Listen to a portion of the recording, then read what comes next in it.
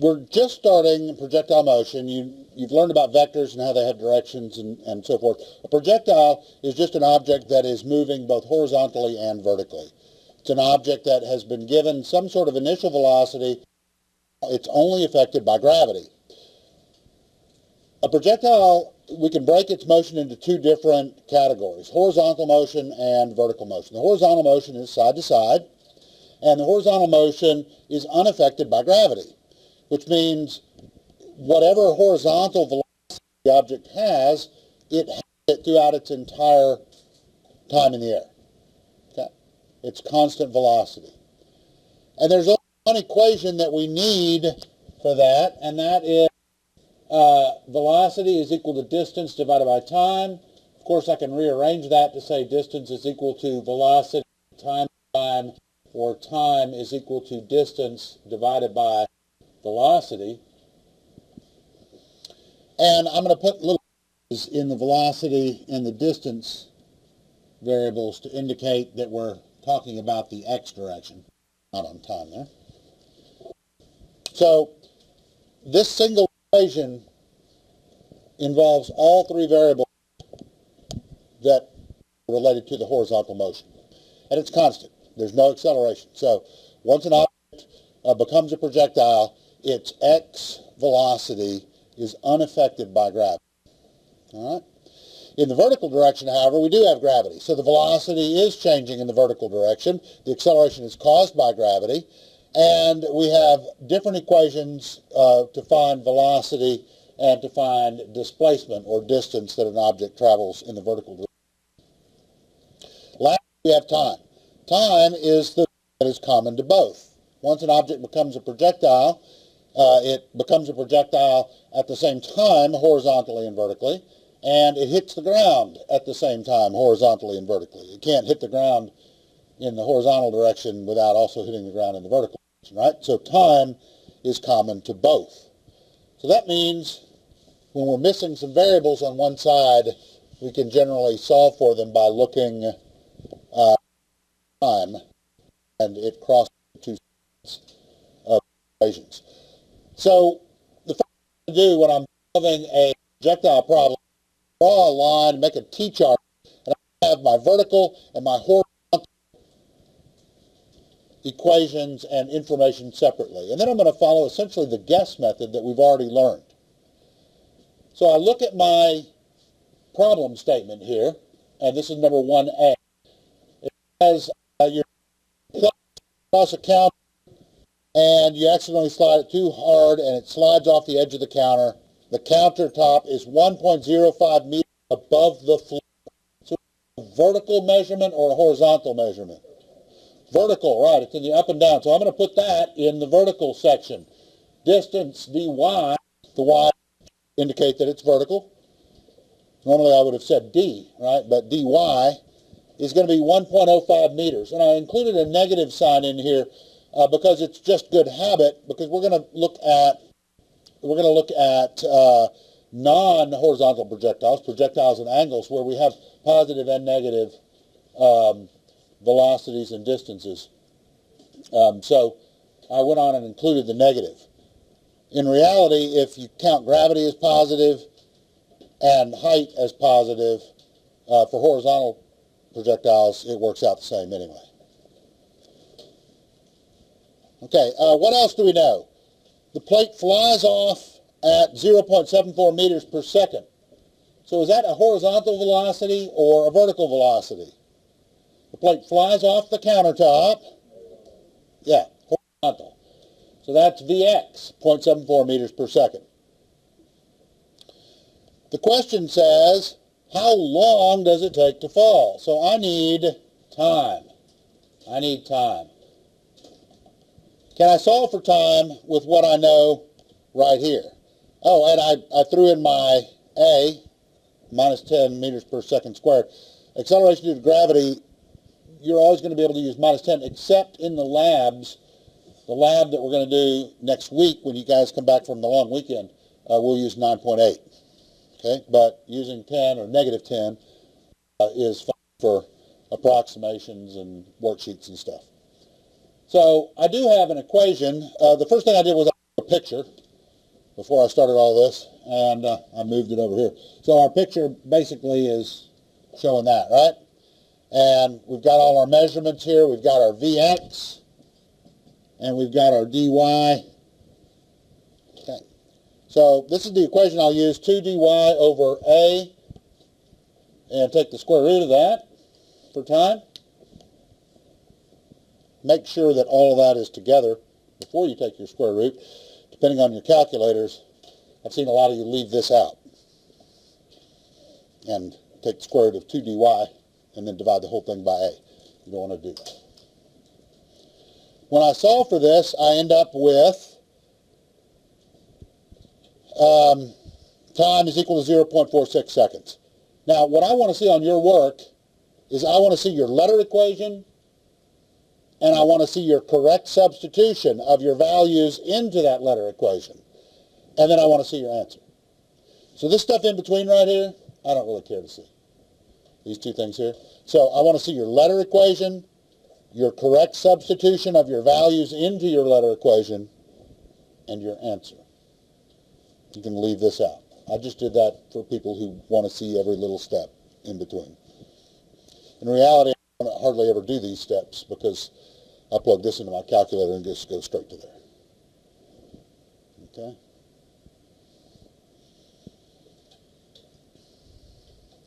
So the second part of the equation depends, or the second part of the problem depends on us having solved this first part. Because the second part asks us, how far away does it land? So let's look at part B. I've moved the picture over here. I know you can't do that. But we've got our time now. So we have our dy, our a, and our t, and vx. So now the question becomes, let's see if I can, here's dx is what we're looking for. I need dx. dx is equal to vx times t. Velocity times time gives us distance. And I know vx. And now, thanks to part A, I also know time, so I can solve that, put a little box around it, and I've got 0.34 meters.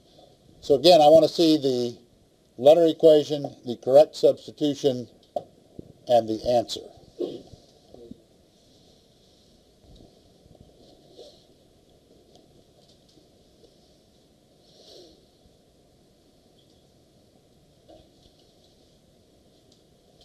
Okay, let's look at problem number 2.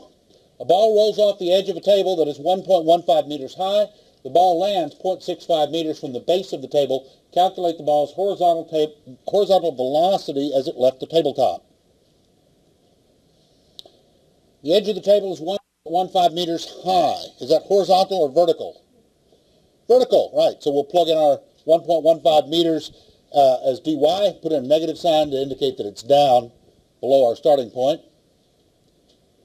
We also know our acceleration due to gravity, negative 10 meters per second squared. How about the next little bit of information? The ball lands 0.65 meters from the base of the table. Is that horizontal or vertical? It lands 0.65 meters away from the base of the table, horizontal distance, and it's asking us for the horizontal velocity. So over here we're looking for Vx. Do we have an equation for Vx? We do, right? It's the only equation we need on this side of our t-chart. It's this guy. Velocity is equal to distance divided by time. It's the first equation we learned in here, probably. Velocity is equal to distance divided by time. Do we have everything that we need to solve that equation? What? We don't? What are we missing? Yeah, we're missing time.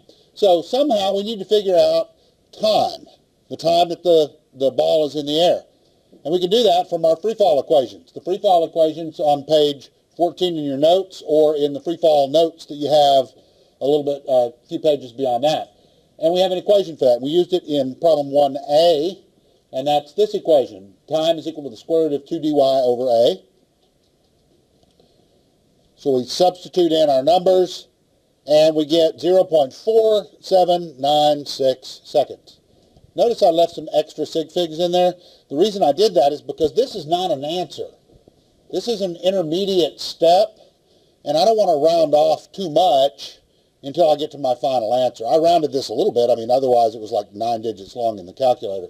But if I'm going to round to a couple of digits at the end, I'll keep 1 or 2 extra in the middle so that I don't end up having too much round-off error. So now that I know the time, I can substitute that back into this equation over here on the other side, and then I'll round off, and I get 1.4 meters per second. Okay, let's look at the next one. Number 3 says, a stunt car in a movie drives horizontally off a cliff at 26.2 meters per second and lands 42.5 meters from the base of the cliff. Calculate the height of the cliff. 26.2 meters per second is the velocity that it goes off of the cliff. So is that horizontal or vertical? Horizontal, right. So we'll plug in that as our horizontal velocity Vx. Next, we've got it lands 42.5 meters from the base of the cliff. So is that horizontal or vertical? From the base of the cliff, it lands over here. Horizontal, right, horizontal.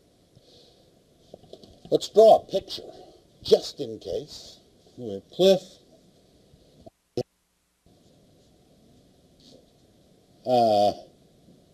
Car, well, more like a truck, I guess, huh? That's kind of what that looks like.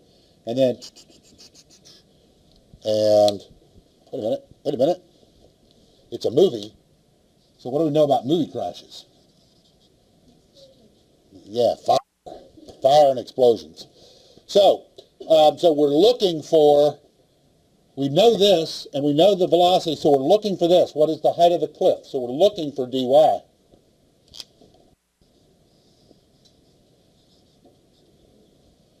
Right?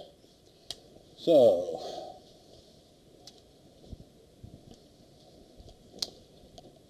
the height of the cliff. So dy. Do we have an equation for dy? We do. Right? Yeah, there you go. 1/2 AT squared. Easy. Right? All we need is substitute now all the stuff that we know, and what happens? What are we missing? Yeah, we're missing time. So we get time. Maybe from the other side, right?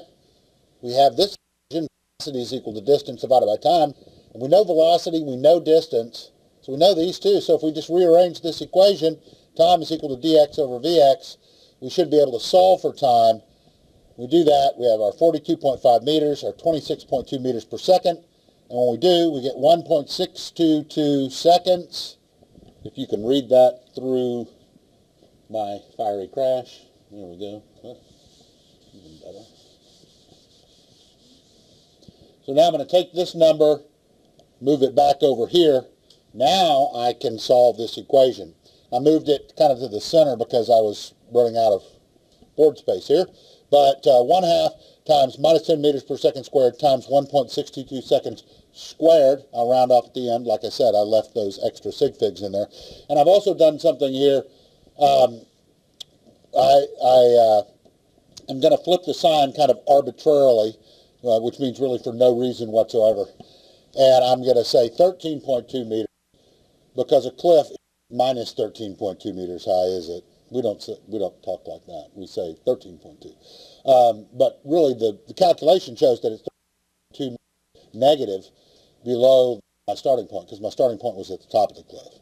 So your answer would be negative, but I changed it just because. We don't talk like that. We don't talk like meters in here anyway. We'd say 5 feet. Right? But we're in physics, so we'll say meters. Everybody got it? Okay. So there are 2 more problems, 4 and 5. So you got number 4, you got number 5. Oh, look. I have the answer on the board. So if I'm giving you the answers, what do you think I don't really want to see on your paper?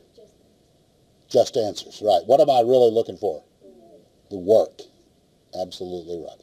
Okay? So when you can get this answer or these answers, then you're ready to do the worksheet. Okay? When you can get these answers, you're ready to do the worksheet. If you can't get these answers on your own,